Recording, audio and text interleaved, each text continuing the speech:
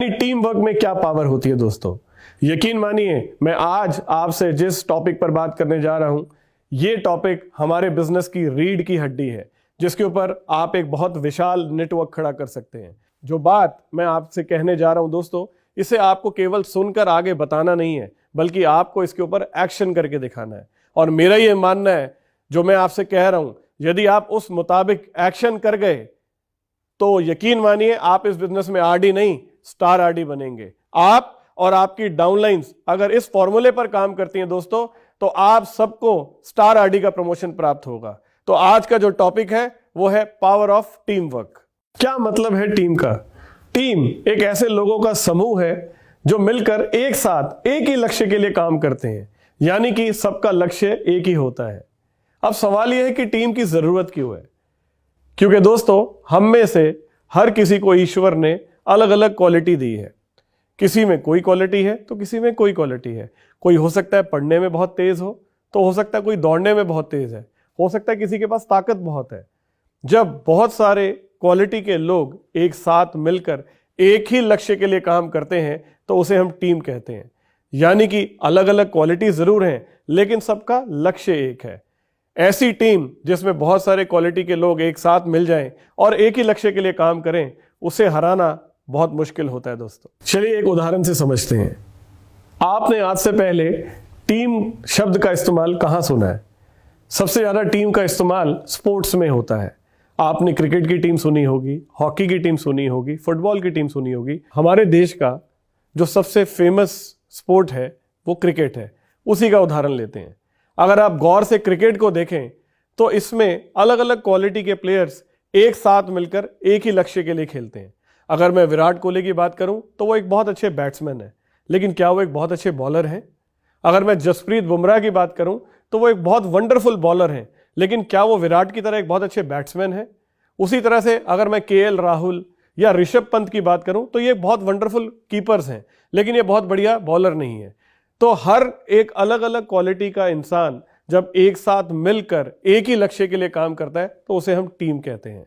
अगर आप सब लोगों ने टीम वर्क में लगातार काम करना चालू कर दिया तो यकीन मानिए दोस्तों 6-6 महीने में आप लोग इस बिजनेस में master, silver master, executive master, gold master, super master बन जाएंगे और आप सब लोग बहुत जल्दी कार बोनसेस अचीव करके अपनी अपनी गाड़ियों में घूम रहे होंगे। लेकिन सबसे पहले यह समझना इंपॉर्टेंट है, टीम का गहराई से क्या मतलब होता है। किसी भी टीम को सफलता तब मिलती है जब उसके पास 3 चीजें होती हैं। पहली योजना, दूसरा तालमेल और तीसरी टीम भावना।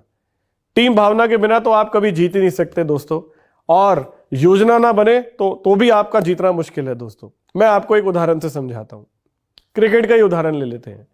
आपने अक्सर लोगों को मैदान पर क्रिकेट खेलते हुए देखा होगा, लेकिन उसके पीछे एक बहुत बड़ी योजना, एक बहुत बड़ी प्लानिंग होती है। मैच शुरू होने से पहले आप प्रतिद्वंदी टीम को चेक करते हैं कि उसमें कौन कौन से प्लेयर्स खेल रहे हैं।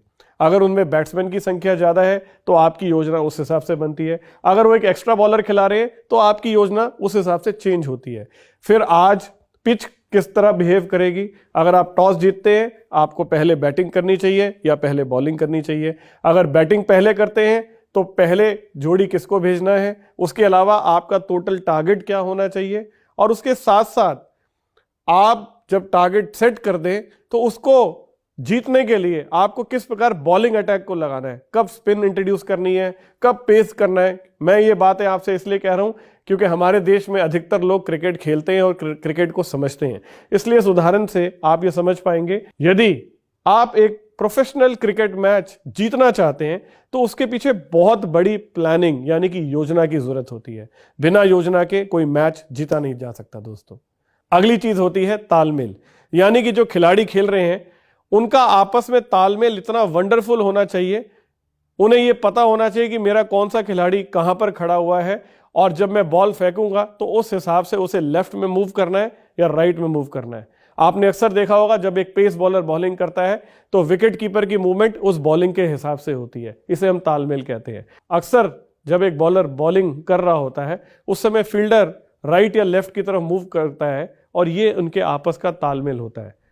रनिंग बिटवीन द विकेट्स एक परफेक्ट एग्जांपल है तालमेल का। अगर 2 लोगों में आपस में तालमेल नहीं होगा, एक ने कॉल कर लिया, दूसरा भाग पड़ा और पहला नहीं भागा, तो क्या हो जाता है? रनआउट। अक्सर आपने देखा होगा जब तालमेल की कमी होती है तो रनआउट बहुत ज़्यादा होते हैं, और क्रिकेट में रनआउट होना तो समझ लीजिए इससे बुरी बात हो नहीं सकती। तो ऐसे बहुत सारे उदाहरण तालमेल के हैं। यानी दूसरी चीज जो टीम को जीतने के लिए जरूरी है वो है तालमेल। और तालमेल अच्छा कब होता है दोस्तों? जब आप ज्यादा से ज्यादा एक दूसरे के साथ बैठते हैं, जब आप ज्यादा से ज्यादा एक दूसरे के साथ वक्त बिताते हैं, जब आप ज्यादा से ज्यादा एक दूसरे के साथ प्रैक्टिस करते हैं। इसलिए टीम्स को अक्सर प्रैक्टिस करने के लिए एक साथ कहा जाता है, क्योंकि ड्यूरिंग द प्रैक्टिस आप एक दूसरे को समझते हैं, एक दूसरे के हाव भाव पहचानते हैं, एक दूसरे की बॉडी लैंग्वेज पहचानते हैं। तो टीम वर्क में सबसे इंपॉर्टेंट जो पार्ट है दोस्तों वो है आपसी तालमेल, और वो आपके एक साथ प्रैक्टिस करने से आता है। और तीसरी चीज है टीम भावना। टीम भावना तो टीम के प्राण है दोस्तों।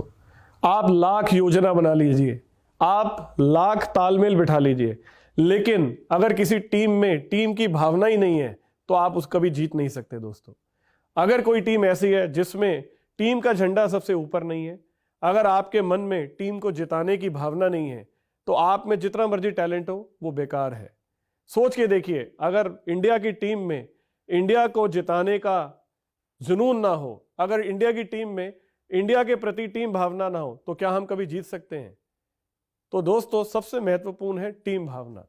तो टीम को जिताने के लिए ये तीनों ही चीजें बहुत ज्यादा जरूरी हैं। पहला योजना, दूसरा तालमेल, और तीसरा टीम भावना। जिनके पास ये तीनों चीजें होती हैं दोस्तों, उन्हें हराना बहुत मुश्किल होता है। मैं आपसे इतनी देर से टीम के ऊपर बात किए जा रहा हूं क्योंकि दोस्तों हमारा बिजनेस भी टीम वर्क का बिजनेस है। हमारे बिजनेस में भी टीम वर्क उतना ही जरूरी है जितना किसी स्पोर्ट्स में है। जिन भी नेटवर्क्स में टीम वर्क नहीं होता उनकी स्पीड ग्रोथ की बहुत स्लो होती है और वो कुछ समय के बाद जाकर रुक जाते हैं। लेकिन जिन भी नेटवर्क्स में टीम वर्क बहुत स्ट्रांग होता है, वो टीम आग की तरह ऊपर जाती है और उसमें लोग बहुत जल्दी जल्दी प्रमोशंस लेते हैं और वो खूब तरक्की करते हैं। तो मैं उम्मीद करता हूं कि आप सब लोग भी इस बिजनेस में खूब तरक्की करना चाहते हैं। तो डायरेक्ट सेलिंग बिजनेस में टीम वर्क किस प्रकार बनाया जाता है और ये किस प्रकार आपकी मदद करता है, आइए अब उसकी बात करते हैं। दोस्तों मैंने आपसे कहा था टीम एक ऐसे लोगों का समूह होता है जो मिलकर एक साथ एक ही लक्ष्य के लिए काम कर रहे होते हैं। हमारे बिजनेस में भी अगर टीम काम करेगी तो किस लक्ष्य के लिए? किसका promotion? PD, ED, SD, RD, DD या जीडीडी? सबसे महत्वपूर्ण है टीम का प्रमोशन, क्योंकि अगर बड़ा प्रमोशन लक्ष्य है तो छोटे प्रमोशन अपने आप लक्ष्य बन जाते हैं दोस्तों। उदाहरण के लिए मान लीजिए सुरेश कुमार जी एक अपलाइन है और उनका लेवल ईडी है। सुरेश कुमार जी की टीम में कुल 14 लोग काम करते हैं।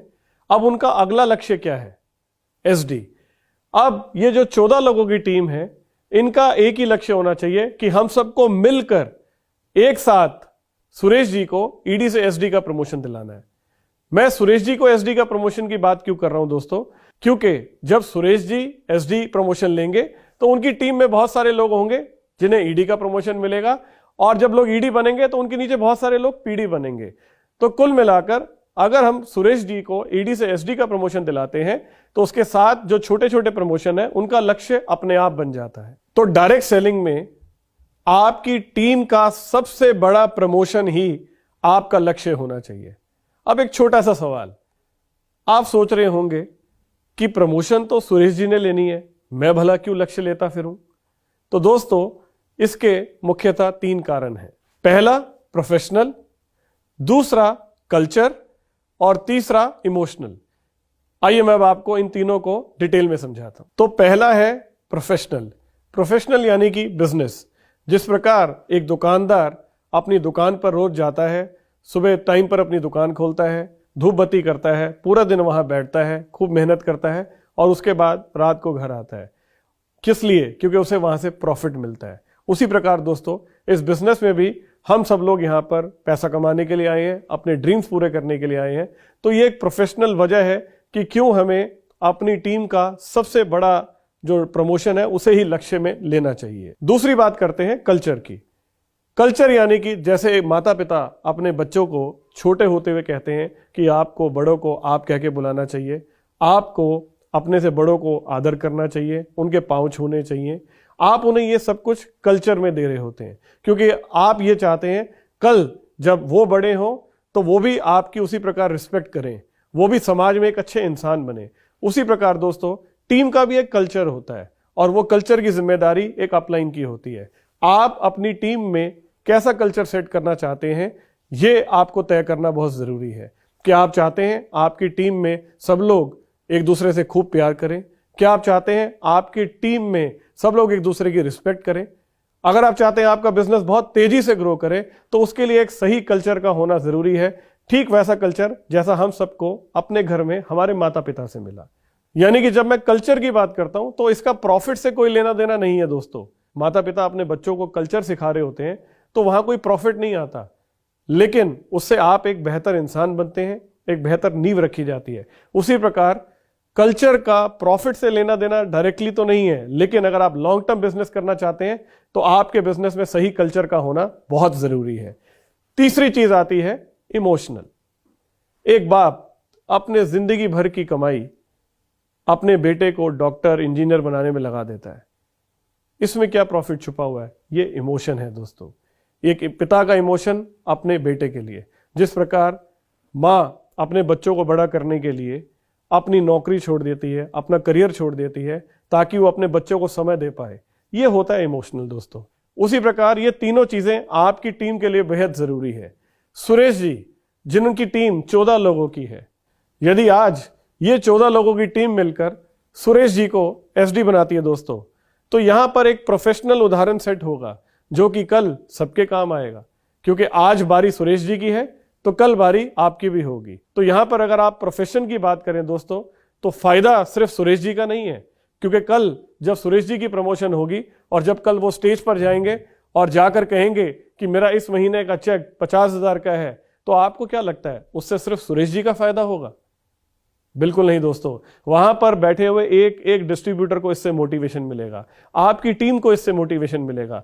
तो चेक किसी का भी हो, प्रमोशन किसी का भी हो, फायदा हम सबका है दोस्तों। इसे कहते हैं प्रोफेशन। अब हम बात करते हैं कल्चर की। सोच के देखिए, अगर आपकी टीम में एक ऐसा कल्चर सेट हो जाए जहां हर डाउनलाइन ये कह रही है कि मुझे अपनी अपलाइन को बनाना है। अगर आज अपनी डाउनलाइन को आप ये समझाते हैं कि मुझे अपनी प्रमोशन की चिंता नहीं है, मैं ये चाहता हूं कि मेरी अपलाइन का प्रमोशन हो, तो आप अपनी डाउनलाइन को क्या सिखा रहे हैं? आप उन्हें एक ऐसा कल्चर दे रहे हैं जिसमें आप उन्हें ये कह रहे हैं कि मुझे अपनी परवाह नहीं है, मैं अपनी अपलाइन को बनाना चाहता हूं। यकीन माने दोस्तों, आपका ये एक्शन वो बहुत क्लोजली ऑब्जर्व कर रहे हैं। अगर आज आप अपनी अपलाइन के लिए इस प्रकार भाग रहे हैं तो कल वो भी आप ही के लिए इस प्रकार भागेंगे। तो एक ऐसा कल्चर सेट हो जाएगा जिसमें लोग निस्वार्थ भाव से बिना अपनी प्रमोशन की चिंता किए हुए अपलाइन की प्रमोशन कराएंगे। और जिस भी नेटवर्क में इस तरह का कल्चर सेट हो जाता है वो नेटवर्क कभी रुकते नहीं, वो नेटवर्क आग की तरह ऊपर जाते हैं दोस्तों। जिस प्रकार एक परिवार में कल्चर को सेट करने का काम बड़ों का होता है, उसी प्रकार हमारी टीम में भी, हमारे नेटवर्क में भी कल्चर हम सेट करेंगे दोस्तों। ये बिजनेस दिल का बिजनेस है। जो लोग भी इस बिजनेस को दिल से करेंगे वो खूब तरक्की करेंगे दोस्तों, वो कभी नहीं रुकेंगे। क्योंकि जब भी आप देने की बात करते हैं तो आपको अपने आप मिलता है। ये लॉ ऑफ एनर्जी का कॉन्सेप्ट भी है दोस्तों। आप लेने के नहीं सोचे